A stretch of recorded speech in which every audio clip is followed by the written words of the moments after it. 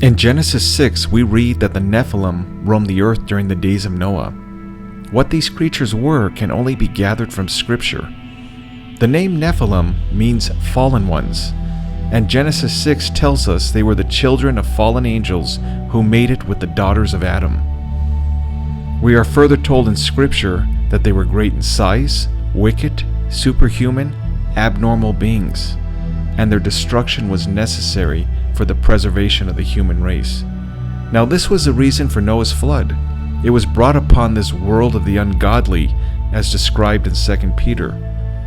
After the flood, we read in Numbers 13 that the Nephilim were once again on the earth. But how could this be if they were destroyed by the flood?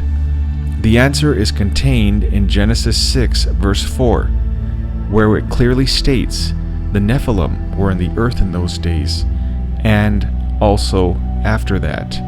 That is to say, after the flood, there was a second eruption of fallen angels.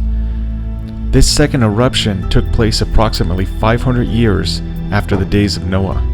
In Genesis 14, we read that God blesses Abraham and promises his family would bring about the Messiah.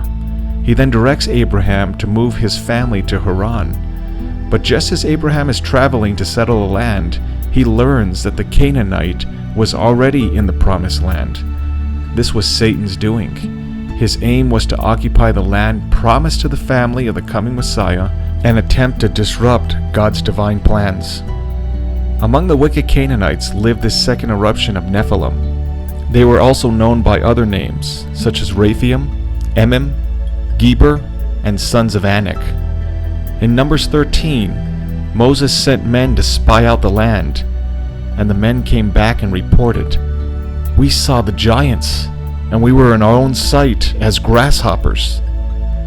The Israelites argued amongst themselves. Many of them believed they could not defeat these giants, and because of their lack of faith, God caused them to wander 40 years in the wilderness and allowed only their children to enter the promised land. Under the leadership of Joshua, God commanded the Israelites to utterly destroy these creatures.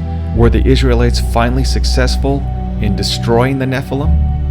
Click on the links below for a complete biblical list of references where you can read about their campaign.